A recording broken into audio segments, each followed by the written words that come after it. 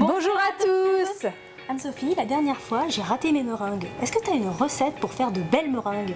Marie, je vais te montrer ma technique de meringue suisse qui permet d'avoir des belles meringues à tous les coups. Et pour leur donner une petite touche un petit peu joyeuse, je vais te montrer comment les colorer de façon très facile pour faire des meringues multicolores.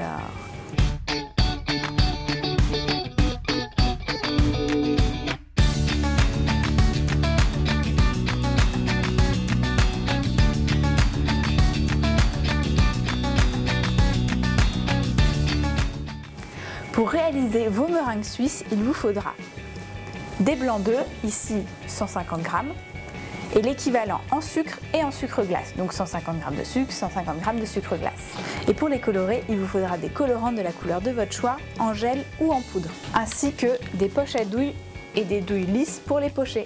Alors Marie, le principe de la meringue suisse, c'est qu'on bat les blancs au-dessus d'un bain-marie. Comme ça, ils sont un petit peu pré-cuits avant de les battre totalement. Et ça permet d'avoir une meringue qui va durcir plus vite et qui est plus facile à pocher. Donc je t'ai préparé un bain-marie.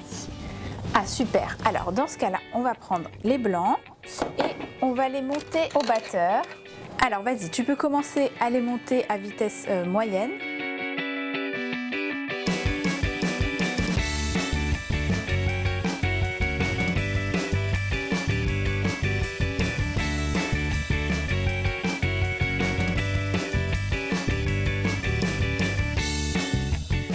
Et dès qu'il commence à être un petit peu mousseux, tu peux continuer l'opération au-dessus du bain-marie.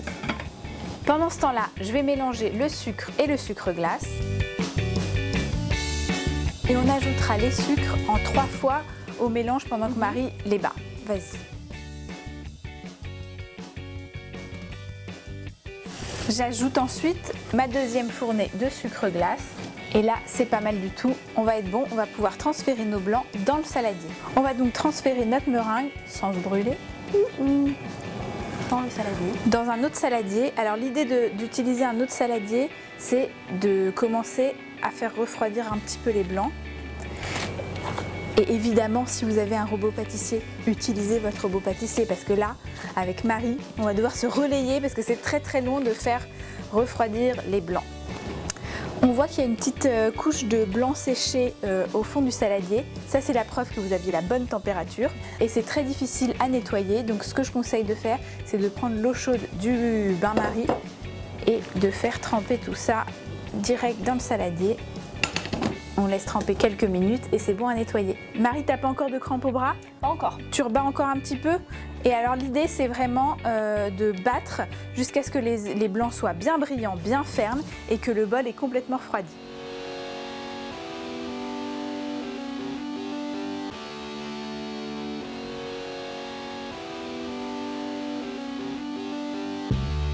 Écoute, je pense qu'on est pas mal là. Le bol est presque froid. Et on voit que notre meringue est bien brillante, elle va être super à pocher. On va ensuite choisir la couleur de nos meringues. Tu veux quoi? Du bleu? Du bleu, ok. Turquoise? Ouais. Et un peu de rose. Allez, rose oui. et turquoise? Allez, ça va bien marcher. Donc, j'aime bien toujours utiliser du colorant en gel ou en poudre. Là, le liquide pourrait marcher pour ces meringues, mais c'est jamais très concentré, ça donne des couleurs un peu fades. Ouais. Donc, je préfère utiliser du gel. Donc je vais venir déposer une petite, même pas un demi-petit poids de colorant dans un petit bol. Et j'y ajoute 3 gouttes d'eau. Je viens dissoudre le colorant dans l'eau. Il faut surtout pas trop d'eau, sinon c'est trop liquide. Si tu veux faire la même chose de l'autre côté avec le turquoise, 3 gouttes d'eau, génial, ça va nous donner une couleur bien concentrée. On prend ensuite nos poches à douille. Je vais venir y mettre une douille lisse, surtout pas cannelée. Par contre, cette technique marche uniquement avec une douille lisse. Je viens couper la poche à douille et je vais ouvrir la poche à douille en grand le plus près possible de la douille. Je vais utiliser un pinceau que je vais tremper dans notre colorant dilué.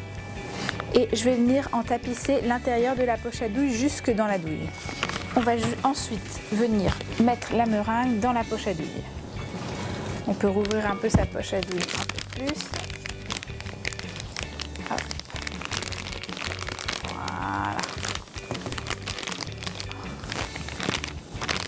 Du coup, tu peux faire la même chose sur ta bleue. C'est très important de bien pousser la meringue jusqu'au fond de la poche à douille. Je referme ma poche à douille et je vais venir pouvoir pocher mes meringues. Au début, elles seront très roses et puis plus ça avancera, plus elles se dégraderont. Alors, je me mets à la verticale, bien perpendiculaire à mon papier cuisson et j'appuie doucement, sans interruption. Et on a des jolies meringues roses et blanches. Marie, tu nous fais la même chose en bleu? Oui.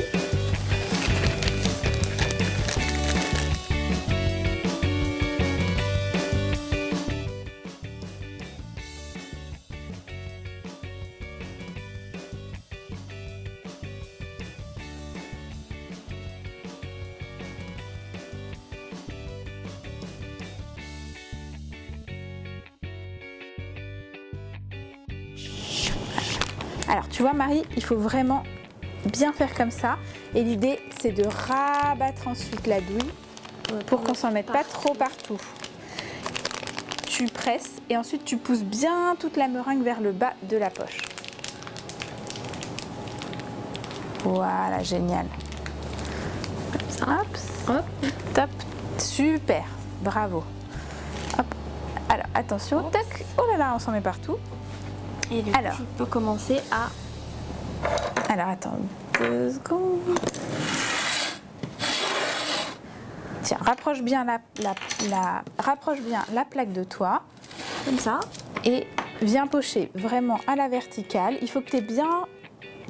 faut vraiment que tu aies de quoi presser. Alors, tortillonne bien la poche, voilà. Et comme ça, tu auras juste à donner un petit coup de pression. Non, t'es trop haute, Ah, comme ça. Stop, arrête-toi, lâche. Tac. Alors, viens de poser à 1 cm du papier et presse sans interruption. Génial. Et tu lâches. Pas mal. Il ne faut pas oublier de presser une fois que tu as terminé. Stop. Pas mal du tout. C'était pas mal. Il faut que tu appuies un petit peu plus longtemps sans bouger. Parfait. Là, voilà. Là, c'était... Tu vois, super. Bravo. Reste bien à 1 cm. Gonfle. Lâche. Génial. Ça y est, t'as le coup. Hop. Stop, lâche. Parfait. Et du coup, elles sont Attends, je vais t'en faire. Mais pas du tout, elles sont pas du tout ratées, Marie. Je vois pas ce que tu veux dire. T'as pris le coup, il faut 5 ou 6 meringues, ça me semble tout à fait normal. Génial. On y est. Ah!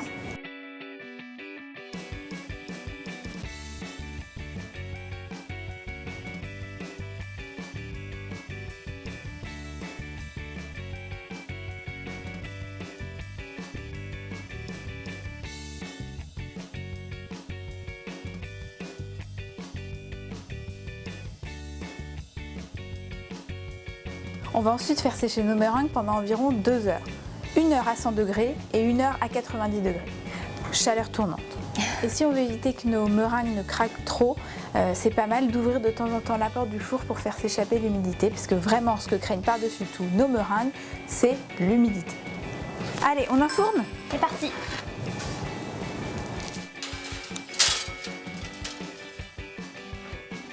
Ah bah cette fois elles sont super jolies les meringues, Anne-Sophie. Eh ben Marie, écoute, ça me fait très plaisir que cette technique t'ait plu. Et j'espère que chez vous aussi, ça vous donnera envie de tenter les meringues multicolores. Alors si comme moi vous avez aimé ces belles meringues, abonnez-vous à notre chaîne et partagez la vidéo. Bon, on s'en goûte une ou deux ou pas ?